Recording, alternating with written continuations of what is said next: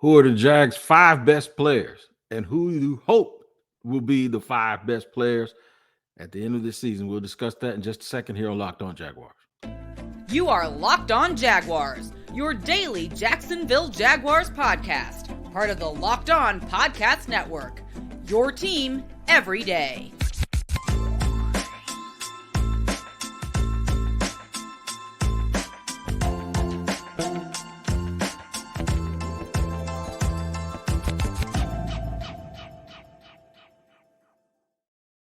Hey, what's up, everybody? Welcome to the Locked On Jaguars podcast. I am Tony Wiggins, the host of said Locked On Jaguars podcast, where it's your team every day. We thank you for making us your first listen. A quick reminder that you can subscribe for free on our YouTube page. That's Locked On Jaguars. Make sure you like, subscribe, and hit that bell to receive your notifications. Also, wherever you get your podcasts, when you're just listening to them riding around, make sure you tap in every single day, wherever that is, to make sure you don't miss an episode. This episode is brought to you by FanDuel Sportsbook, official sportsbook of the NFL. Make every moment more. Visit FanDuel.com/lockedon today to get started. And I want to say hello and what's up to our everydayers for joining me, Tony Wiggins, here on the Locked On Jaguars podcast, as they have every time for the last 4 years, every single day. It's been me, and I thank you very, very much for doing that. New listeners, tell you a little bit about myself. Been covering the team for around about 14 years now in a number of different ways. So I'm a Duvalian too, a resident of Jacksonville. So I like to think that I have my finger on the pulse of this franchise and what's going on with them and what they're doing. And that's what we're going to talk about today. We're going to talk about the five best Jaguars on the team as we enter the 2023 season. Now, I know this is going to be a little bit of a polarizing subject because I have talked so much in the past about who are the top five guys that they have to turn that corner right now. And the top five guys from every NFL team is going to turn that corner. It'll just give you an idea. It doesn't always paint the biggest picture and the most broad picture, but it does give you an idea. Okay, who do we have to go to battle with? Who can we flat out depend on every single week to make a play? We saw a Super Bowl a couple of years ago where Cooper Kupp, Aaron Donald,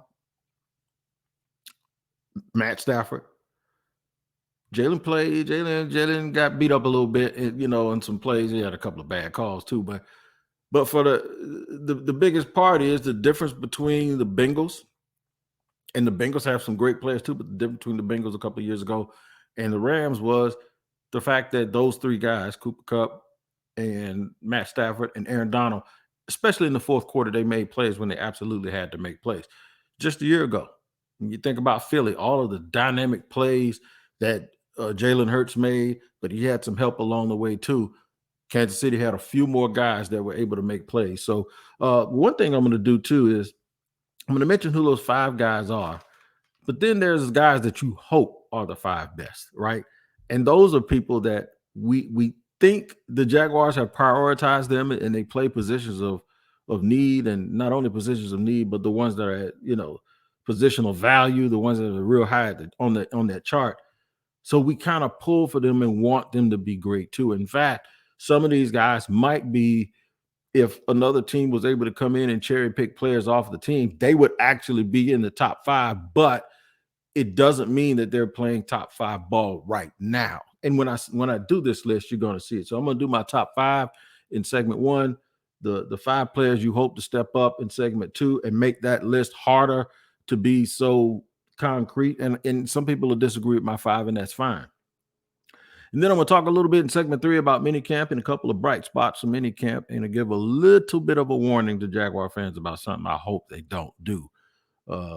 They love to find new things to grab a hold to, and they forget about the old. But when you're trying to build a team, we're always adding to, not necessarily competing against. So I want to make sure that we're all on the same page with that. And plus, give you just an idea of what happened this past week. And top five players, though, let's get right into it. I'm halfway through the first segment already, but this is because it's a little bit of a no-brainer. We're going with Trevor Lawrence. He's the best player on the team. He is the best player on the team. Not only that, he's the first player anybody would take if they could cherry pick our players. but he's actually the best player on the team. Like, so last year, going into last year, you probably could have said that same thing, but he hadn't really shown it very much because of the tough rookie year he had. But there weren't a lot of real big playmakers on this team as of that point anyway. So Trevor Lawrence, hands down, best player on the team. I'm not going to include a punter because I know there's some people that want me to do that, but I am going to say that the person, if you're watching the YouTube thumbnail, the player that I mentioned is Foye Oluokun. Foye Oluokun is flat out one of the 5 best players on this team. Now I know it doesn't come from a position of value, but the dude, I think now, what is it, 3 years in a row that he's led the league or been very, very close to leading the league in tackles. He was everywhere last year for the Jaguars. Just I had to constantly remind myself who number 23 was, um, because that's an odd number to see a guy playing linebacker, but he was always there, always making plays. He was rock solid from start to finish. And that was really, really a good signing by Trent Baalke to get Foye Oluokun to come to Jacksonville and be their leader on the middle of their defense. So Foye Oluokun and Trevor Lawrence, in my opinion, are 1 and 2. We haven't seen Calvin Ridley, but I'm going to go out on a limb here and say he's one of the top 3 players on the team already because of the talent level that I know he has already displayed in this league when he played with the Atlanta Falcons, and he looks like he is ready to go. And he has not. It doesn't look like he's missed any football, but we have to wait till he gets in pass. But he looks like he's ready to go. He's said and done all the right things since he's gotten here. So I think he's a good fit. I think he's a good fit in a lot of different ways, but mainly because he can totally eat a route tree up, and he adds some speed, suddenness, and quickness too. Number 4, I'm gonna go with Tyson Campbell. Tyson Campbell, I believe, is so good that teams don't really throw the ball at him very much. I know there was a knock on him that he didn't make enough plays and sometimes he didn't see the ball. But we'd like to know if he's improved on that. But not many balls go his way. So when that happens, that means the guy is a pretty good football player. It's good size for a corner. Has really, really improved in a lot of ways, and it seems like all of the intelligence and the football character and all of that stuff is finally caught up with his body and his want to, because he's a really, really good player, and you see why he was a 5-star recruit. So that's 4. So now I'm perplexed a little bit. So what I did was come up with number 5 Alpha and 5 Bravo, right? So it's really 6 people, but it was a tie, and I can't break a tie if I can't choose which one is better, but I don't have to because they're on the same team. I'm going to go with some combination of Christian Kirk and Travis Etienne. So both guys were critical last year. Both guys had big seasons. One guy probably both were equally dependent, wide receiver to running back, but now I think Kirk is going to have a little bit of help, but that doesn't mean we need to knock him down just because someone's going to probably take a little bit of his shine away in Calvin Ridley, because the same thing might happen to ETN a little bit, and we'll talk about that in segment 3 of what I don't want the fans to start doing. But yeah, I'm going to go with those 2 as my top 5. So let's look at that based on the positional value chart. Basically, we've talked about it. Quarterback, bingo. Number 1, your best player is your quarterback. Good. He better be, because he's also, I'd hate for my quarterback to get $200 million of guaranteed money, and he's not the best player on the team. But in this case, he is. Linebacker, positional value chart, according to, if you look at it from the way the Jaguars draft and try to replenish the linebacker position, well, sure. Yeah, they got a free agent, a first-round pick, a third-round pick, and then got another dude this year in the 4th round who's going to help him out a little bit, I believe, the kid from Florida. So for them, that value is a little bit higher. Other teams don't really place that type of value on the off-ball or /Mike linebacker position. But just to cover our tracks here, we're going to consider Oluokun a Mike linebacker and say, yeah, so he does qualify for one of those 6 spots. Tyson Campbell, definitely your outside corner, your alpha corner, should be one of your better players, and he is. So that's 4. Then you got running back and your second wide receiver. We didn't cover edge, and we didn't get the offensive tackle, but we are going to get to edge and offensive tackle, because those are 2 positions I think really, really do need to step up for the Jaguars this coming season. So when we talk about the next 5 guys that need to step up and challenge to be on this list, I'm going to also give you an honorable mention player that I think is a real good ball player, but he's probably not on this list, but he's probably sitting there right number 11 or number 12 in terms of the best players on this on the team this year. In fact,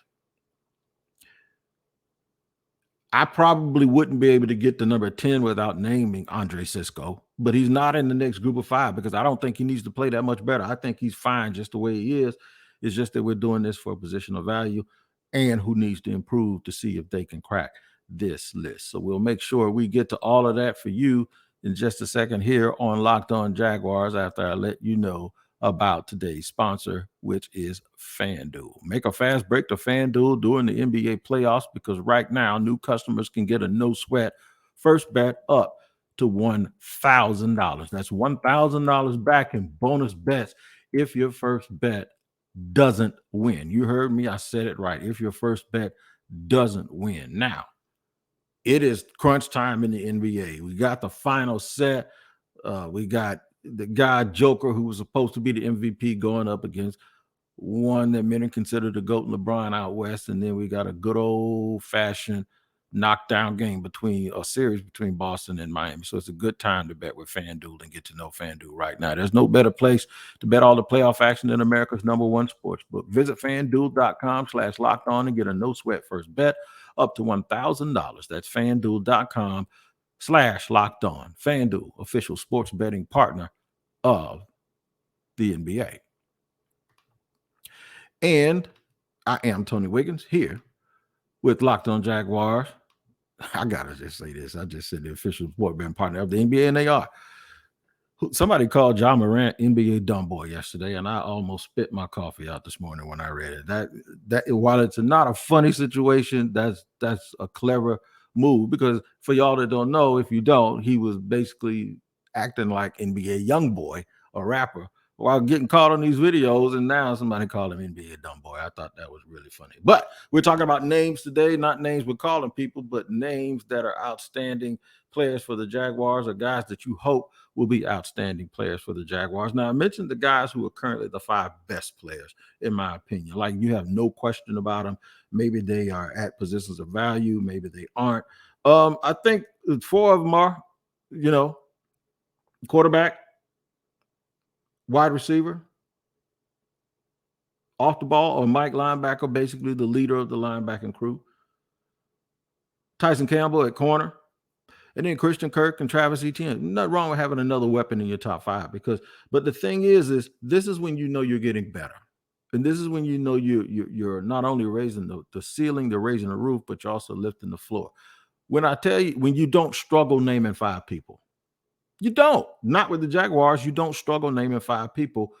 And what I mean by not struggling naming 5, I don't mean that it was hard for me to come up with 5 because of who I was going to leave out. That's why I ended up with 6. But what I mean is some people struggle making 5 people because they can only name 2 people that are very good players on a football team. We can go back a couple of years and I did that and I could only get to 3 possibly, right? I mean, you can always name a 5 because it's always subjective. And as long as there are more than 5, there are always 5 that are better than somebody else. But were all of the 5 people you naming really, really good? And that's the thing with the Jaguars. Sometimes we would get to number 4 and the person who was the 4th best player on the team actually wasn't very good. That's not the case now. I think those numbers probably go into the 11 or 12 area. But for us, and for here at Locked On Jaguars, whatever I always said, I'm not just talking about being able to compete. I'm talking about to win a championship and compete at the extremely high level that we all expect or that we all wish for the team to be playing at. So without further ado, let me get to 5 next best players or guys that I believe need to either maintain their consistency, have another good year like they had last year, or improve and try to challenge guys that are in the actual top 5. Andre Cisco, he's good. He's good. If he plays the same way he played last year, he might be in the top 5 just off default. I think people just want to see another year of consistency. But one thing about Cisco that you have to notice is he's like the tax collector. And maybe he'll take that nickname up, but he makes you pay for real estate. Nothing is free with him roaming single high. And if that ball's in the air, He's going to go get it, or he's going to separate the person from the ball that's trying to get it. So he's very, very sudden, and I love that about Andre Cisco. All right, 5 who need to step up. It's real simple. The position of value, the 2 positions that we did not mention that we should mention when we list the top 5 players on a team. We should mention edge, and we should mention offensive tackle. We're about to mention edge, and we're about to mention offensive tackle. We're about to mention edge twice, because both of those guys, whether it's Josh Allen, the veteran on a 5th-year option deal this year, or the former first overall pick, Trayvon Walker, who's in his 2nd year, they need to improve. They need to get home. They played well.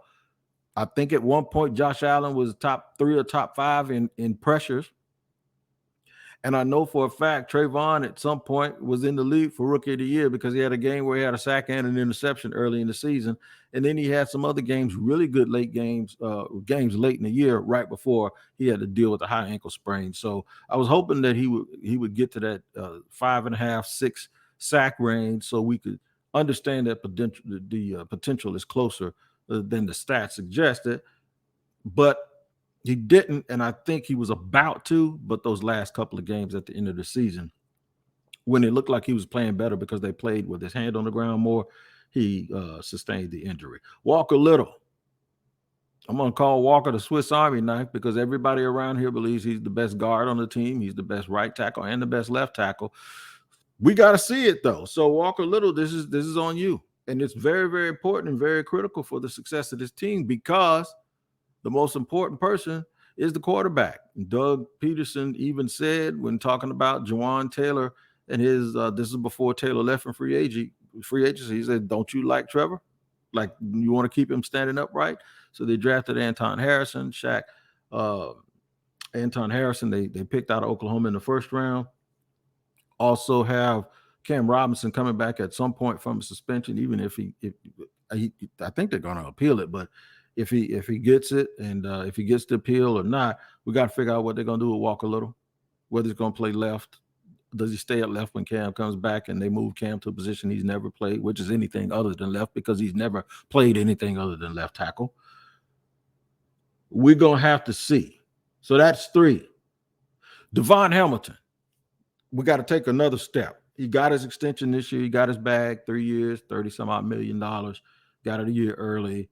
His value is solidified with the organization. I think he's a very, very good player. He can get a little bit better, though, just a little bit better, and be that dude to propel the Jaguars front to new heights. And give this team what Marcel Darius did in 2017. But now you're doing it as a younger Marcel Darius. So we know what it looks like, and I like him a lot. I think he's a very, very good player. He just needs to continue to build on the success that he's already had. Devin Lloyd is my last one for this group. Devin even realizes he needs to improve from some sounds I heard over the weekend or some things that I read. He doesn't want to let his teammates down, and he wants to be a lot better. And you know what? I'm going to give the kid a chance, and I think he absolutely can in his 2nd season. I just think they need to really solidify his role, and he needs to understand exactly what it is that they're expecting him to do.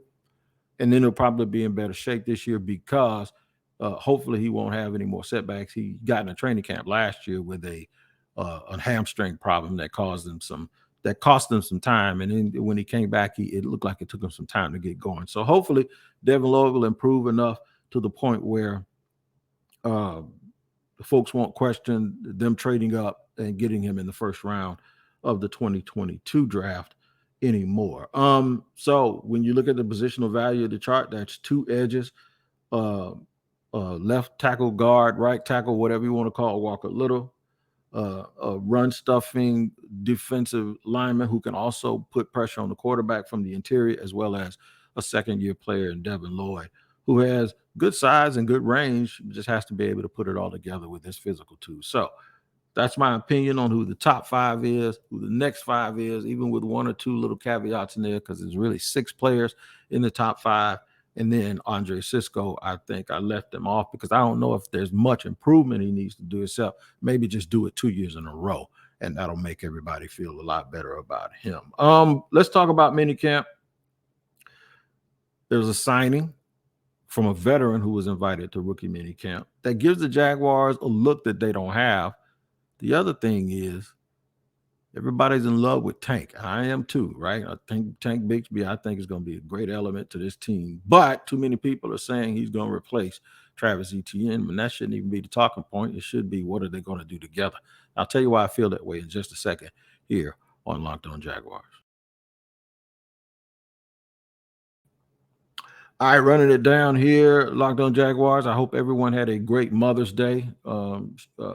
Happy Mother's Day to all the moms. Happy Mother's Day to the moms that are no longer here with their children. And shout out to all of everyone who got a chance to say that to their mom yesterday and the ones who wish they had that opportunity. Mothers are great. We love them here at Locked On Jaguars. My mom is probably watching this show right now. So big day yesterday. It's a very, very nice, thoughtful day and one of reflection. We're going to look ahead a little bit here with the Jacksonville Jaguars and talk about Tank Bigsby. All I heard coming out of rookie mini camp this year was about Tank Bigsby. Tank Bigsby. We love Tank Bigsby. Everybody, I think people like saying his name too, because it is. Tank is a hell of a running back's name. That's a good name for a running back to have. But Bigsby also can just flat out play. He could just flat out get it, man. And I really, really think this is a big deal for the Jaguars to be able to get another starting level running back who can split time with Travis Etienne, and you feel confident. Like Jermichael Hasty's fine. The Johnson kid that they brought in, he's been a good player, when you don't expect it to up in Cleveland. But the thing is when you're competing for a championship and you switch up to your second running back, you want to have confidence that dude can just flat out go get it. I think Bigsby is that type. And I think he has some similarities to Travis Etienne. They're about the same size. Bigsby might be a little bit bigger. They both have home run speed. Bigsby is just that they call him Tank for a reason, right? I think he can bend and lean on the opposing defense a little bit more, whereas Travis is going to try to hit a home run every time. That doesn't give me a reason to want to say, well, he's going to be their best running back. They like Travis Etienne. I like Travis Etienne. And you should like Travis Etienne enough to not just want to flat out replace the guy because you have a new toy or a new ingredient in the pantry. I'm hearing a lot of, we just got to pipe down. We just got to slow down a little bit. And we have to learn to want to blend this stuff in as opposed to just finding something new that you like, that you just want to run another guy off. It's almost like this. Nobody's forgetting about Christian Kirk because they got Calvin Ridley. I probably would concede that if Calvin Ridley is who I think he is, that he's probably going to get a few more touches than Christian Kirk, or Trevor may just pass the ball around, and hell, they both might end up with 78 catches, and their numbers can be very, very even. It's just that I think that Ridley gives you a little bit more. I've seen him do it as opposed to, I think the best year of Christian Kirk's career was last year. I think Calvin Ridley probably did better than that with a bad wheel, with a hurt foot. So I'm liking the fact that they added them, that they're going to add players and I'm not going to sit here and just want the other guy to take the other guy's job. And I'm just giving y'all pause and caution. Love the new parts, but don't love them so much that you forget about the ones that were already here. Remember, Etienne is like right on the edge of my top 5. So I think he's super, super important to this team. But the Jaguars did sign a veteran who was invited out to rookie minicamp to try out. His name is Jacob Harris. Jacob Harris is a wide receiver / tight end / it sounds like nobody really knew what to do with him. But what he is he's 6'5", 220 pounds, and he's got a little hitch. He's got some giddy up in him now. He's got a little something in the tank when it comes to having a little speed. And with that size, I would suspect that what they looked at and it was like, man, that would look good on our team. It would give us something in these rooms that we really don't have. We really don't have a guy like that, right? And they don't. So what you're looking at is you're going to give them, it's going to give them an option of whether or not they want to keep a fourth tight end as a move tight end, or if they want to keep a 6 wide receiver and just let Jamal Agnew kill it as a backup slot, or just focus on kick returns. You know, this to me is really a big deal on whether or not that's what they do. If they keep 5, I think, well, if they keep 6, I think if they keep 5, I think those spots are already accounted for, and you know who the names are. But I really look at this as a chance to have something, and you always can prepare for injuries, but it's a chance to have something that gives you something that looks different. How about that? It just looks a little bit different. And I like it. Like I say, 6'5", 220, fluid. When he was with the Rams, you knew how to ran routes. You knew he knew how to do the timing stuff. I just think it's a good look for the Jaguars because this gives them something that they can look and see if they can. You always want to look for guys that can make that extra play. And I think this might be it. So I understand why they decided to go this route, but we'll see how it pans out. I want to see everybody when they finally get in pads. I always say, the shells and the helmets and the shorts is one thing. Everybody looks good running around.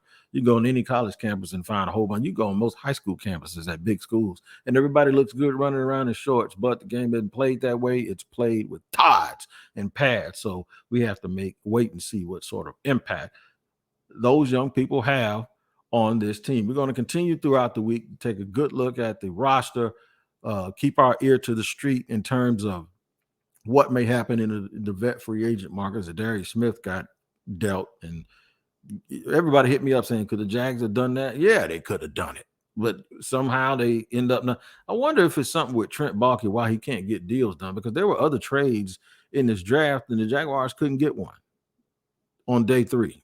Day 2 and day 3, they couldn't make any trades. And now it seems like all of these guys that could possibly be helpful for the Jaguars that don't have huge salaries are getting traded.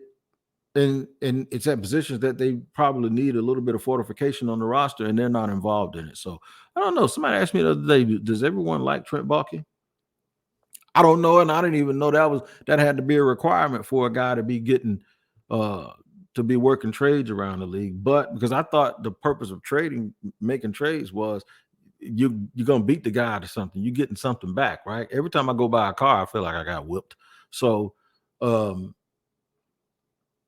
what I thought that was. But apparently people are asking me if Baalke, if people don't not liking him, is that going to be able to handle him? I don't know. I don't think that has anything to do with anything, but we'll see moving forward.